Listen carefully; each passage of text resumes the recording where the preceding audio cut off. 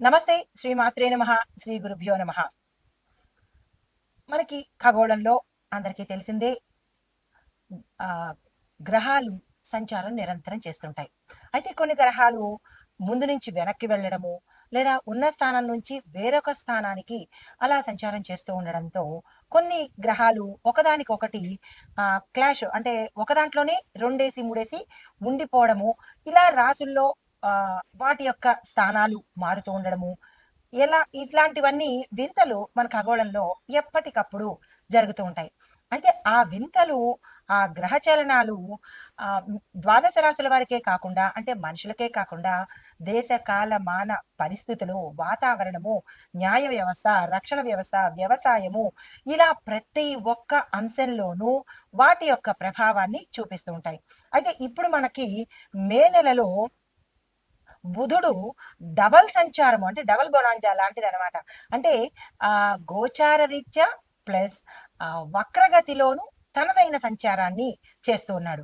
అయితే ఈ సంచారము మే 10వ తారీఖు అంటే ఇంక రాబోయే కాలంలో ముందుగా మేషరాశి నుంచి తన సంచారాన్ని మొదలుపెడుతూ మే 10ని అంటే మే 10కి ముందు నుంచి మేషంలోకొస్తూ మే 10వ తారీఖు కల్లా ఏం చేస్తున్నాడు, మళ్ళా వెనక్కి వెళ్ళి తిరోగమనంలో మేషరాశిలోంచి రిట్రోగ్రేట్ అవుతున్నాడనమాట. అయితే ఈ రిట్రోగ్రేట్ అవ్వడం వల్ల 31వ తారీఖున ఇలా వెనక్కెళ్ళి ముందుకొచ్చి, మళ్ళా వెనక్కెళ్ళి ముందుకొచ్చేటప్పటికి మనకి మే 31 అంటే ఈ నెల ఎండింగ్ వరకు వచ్చేసేటప్పటికి దాంతో పాటు మే 31 నుంచి మళ్ళీ ఎక్కడికి వెళ్తున్నాడు, జూన్ నెలలో వృషభ రాశిలోకి, అంటే ఈ మే నెలంతా ముందుకి వెనక్కి ముందుకి వెనక్కి తిరుగుతూ జూన్ మొదటి దగ్గరికి వచ్చేటప్పటికి వృషభ రాశిలోకి ప్రస్థానం చేస్తున్నాడు. అయితే ఈ ముందుకి వెనక్కి ముందుకి వెనక్కి తిరగడంలో తనదైన శైలిలో ఎలాంటి ఫలితాలు ఇస్తున్నాడు అంటే ఏ ఏ ప్రభావితం అవుతున్నాయి. మన భారత పంచాంగం ప్రకారము బుధుడు వాణిజ్యం మీద ఎక్కువగా చూపిస్తున్నాడు. దీంతో పాటు కమ్యూనికేషను, చదువు, ట్రాన్స్పోర్టు, ఐటీ, మీడియా, డేటా, న్యాయ వ్యవస్థ, వ్యాపార లావాదేవీల మీద తనదైన బలమైన ప్రభావాన్ని చూపిస్తున్నాడు. అంటే ఈ రంగాలు చాలా ఎఫెక్ట్ అవ్వబోతున్నాయి. వెదర్ ఇట్ ఈస్ గుడ్, మంచిగాను, లేదా అంటే చెడుగాను ప్రభావాన్ని చూపించబోతున్నాడు. అయితే కొన్నిటి మీద మంచి ప్రభావాలు, మరికొన్నిటి మీద మిశ్రమ ప్రభావాలు చూపిస్తున్నాడు. అయితే దీన్ని మనము ఏ విభాగాల వారీగా నేను మీకు అందించబోతున్నాను.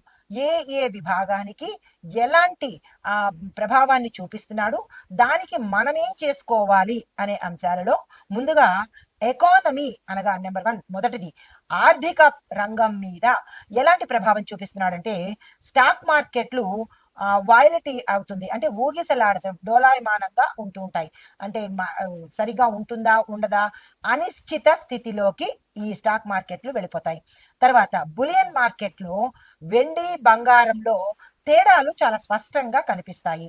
తర్వాత కమ్యూనికేషను, ఐటీ రంగము, టెలికాం కంపెనీల్లో షేర్ల యొక్క విలువలు మారుతూ ఉంటాయి.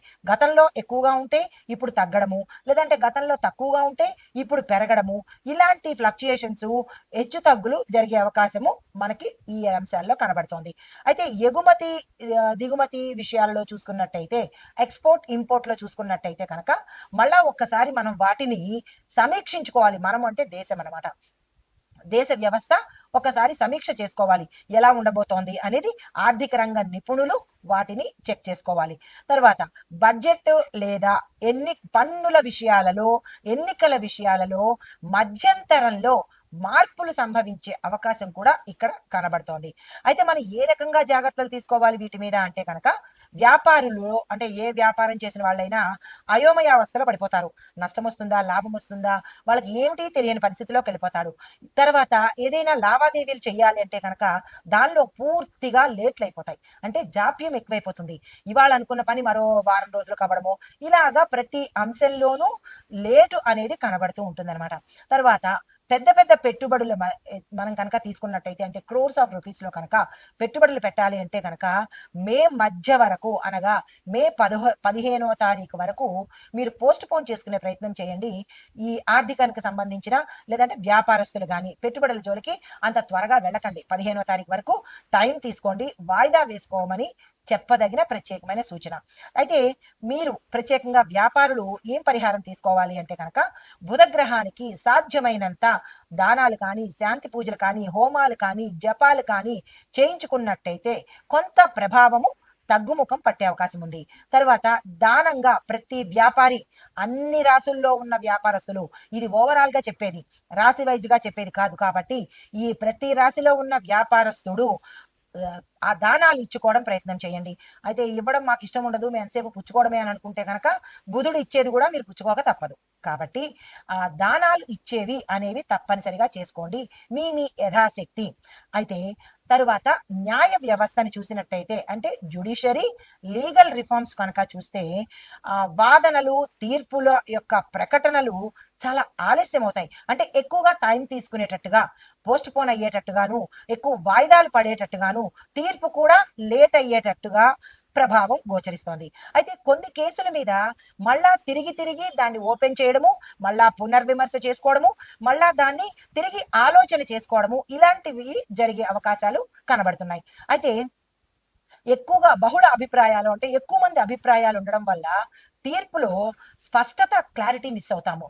అంటే ప్రతి ఒక్కళ్ళు చెప్పేవాళ్ళే ఇలా చేస్తే బాగుంటుంది, అలా చేస్తే బాగుంటుంది. అయితే ఈ న్యాయ వ్యవస్థ దగ్గరికి వచ్చేటప్పటికి కొన్ని కొన్ని కేసులు మళ్ళా తిరిగి పునర్విచారణ చేయవలసిన పరిస్థితి ఏర్పడుతుంది.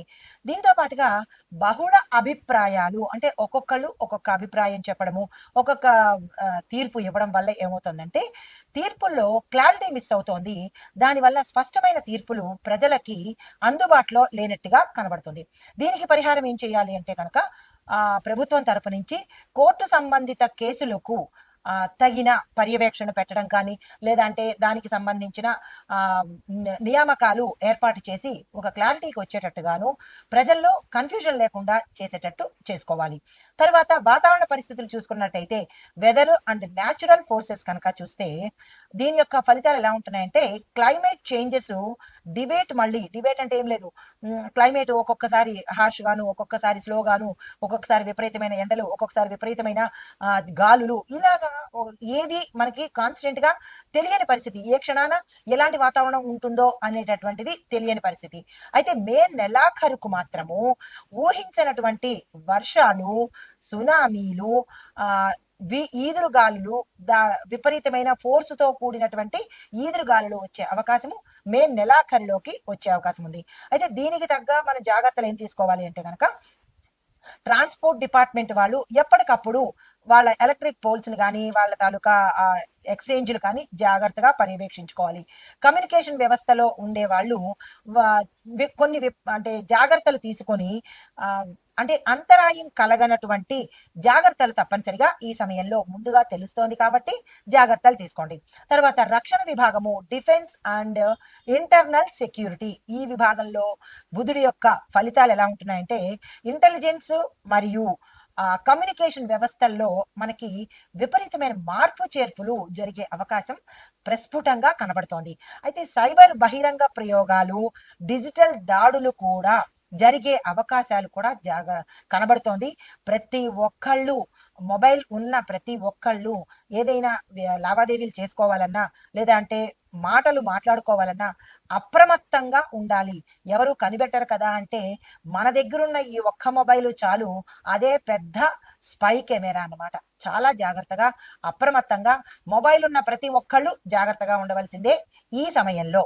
తర్వాత సరిహద్దుల మీద సమాచారము సమన్వయం పెరిగే అవకాశం ఉంది. అంటే ఎప్పటికప్పుడు ప్రజలకు బోర్డర్స్ లో ఏం జరుగుతోంది, ఎలా ఉంటుంది అనేది మనకి తెలిసే విధంగా ఉండబోతోంది. తర్వాత రాజకీయ వ్యవస్థ, పొలిటికల్ గా చూసుకున్నట్టయితే కనుక దీని ఫలితాలు మీడియా, సోషల్ మీడియా యొక్క హవా ఎక్కువగా పెరిగే అవకాశం కనబడుతోంది. రాజకీయ నేతల మధ్య మాటల యుద్ధాలు, పోరులు, తర్వాత అంతర్లీనంగా యుద్ధాలు జరగడము, కొట్లాటలు, తగాదాలు, ఇలా వాళ్ళ మధ్య వాళ్ళకి సయోధ్యత లేని దిశగా అలాంటివి ఇక్కడ ఈ సమయంలో గోచరిస్తోంది. అయితే మరి ఒకటి, ఎన్నికల ప్రచారాల్లో అపోహలు, వాగ్దానాల్లో అస్పష్టత. ఎప్పుడు ప్రచారం చేసేటప్పుడు ఒక క్లారిటీ ఉండదు. ఇది అని, అది అని ఏవేవో చెప్పేయడం. దాని తర్వాత వాగ్దానాలు ఇచ్చేటప్పుడు కూడా అస్పష్టతగా ఉంటుంది. ఒక క్లారిటీ కానీ, పక్కా నమ్మకంగా కానీ, ఏది ఒక నిర్ణయం అనేది లేకుండా అస్తవ్యస్త ధోరణి కనబడుతోంది. మాటల తప్పులు ప్రచార మాధ్యమాల్లో చర్చలుగా జరిగే అవకాశం కనబడుతోంది. ఈ రాజకీయంలో ఉండే ప్రతి ఒక్కళ్ళు మాటను చాలా జాగ్రత్తగా చూసుకునే ప్రయత్నం చేసుకోండి.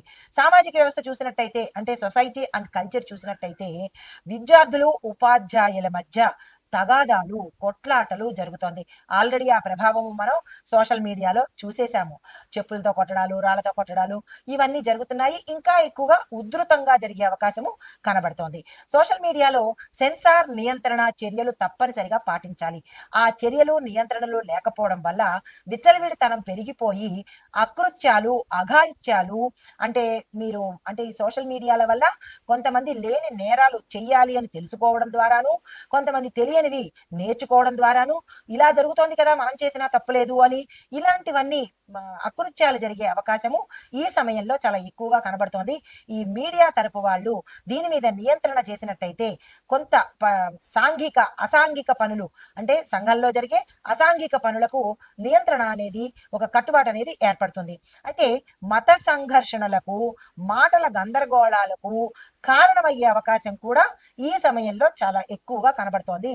ప్రతి ఒక్క మనిషి ఏం చెప్పేదంటే, ప్రతి ఒక్క మనిషి చాలా జాగ్రత్తగా, అప్రమత్తంగా ఉండండి.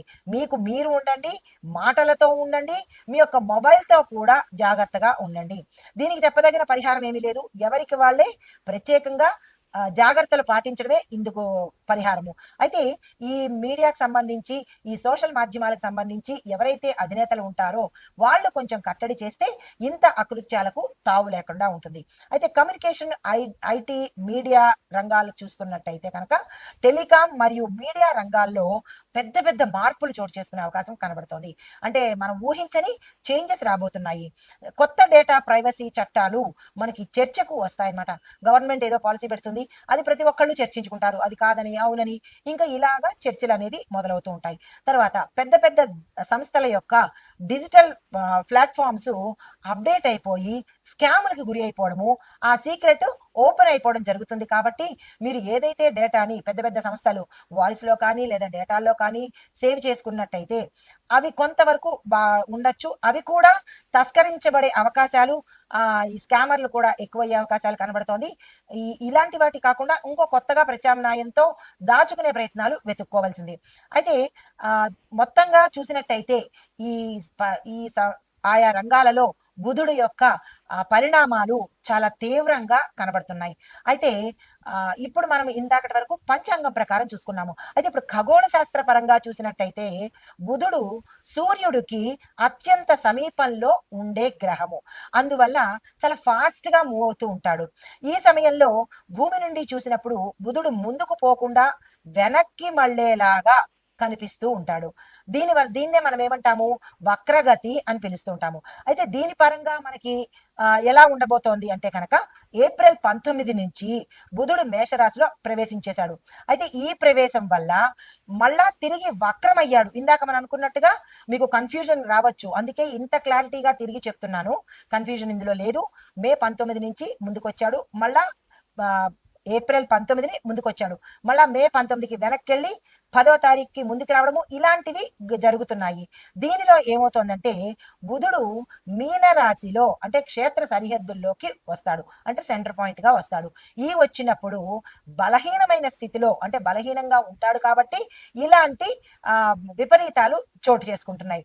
మళ్ళా మే 20 నుంచి తిరిగి యథాస్థితిలోకి వెళ్ళిపోతాడు, అంటే డైరెక్ట్ గా తన ప్రయాణాన్ని సాగించుకుంటూ ఉంటాడు.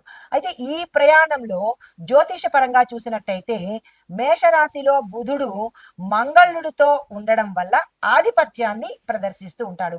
ఎప్పుడైతే బుధుడు ఆధిపత్యాన్ని ప్రదర్శించాడో అది శత్రుస్థానం కాబట్టి మంచి చెయ్యకుండా చెడుని ఎక్కువగా చేసేటట్టుగా చేస్తాడు. తర్వాత ఈ చెడు మనకి ఎక్కడ కనబడుతుంది అంటే కనుక మన బుద్ధిలోను, వాక్కులోను, లావాదేవీల్లోనూ, సమాచార వ్యవహారాల్లోనూ గందరగోళ స్థితి ఏర్పడుతుంది. అయితే తప్పుడు సమాచారము ఎక్కువగా ప్రజల్లోకి వెళ్ళిపోతూ ఉంటుంది.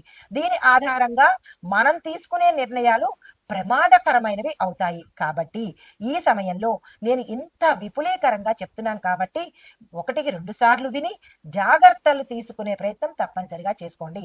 అయితే ఈ గందరగోళపు ప్రకటనలు మీడియా వాళ్ళు చేయడం కానీ, ఏదైనా ఇంకొక ఇతరత్రా కానీ ఈ ప్రకటనలు వచ్చినప్పుడు త్వరపడి నిర్ణయాలు తీసుకోకండి. తరువాత మాటలు తొందరగా బయటకి వెళ్ళే ప్రయత్నం చేసుకోకండి.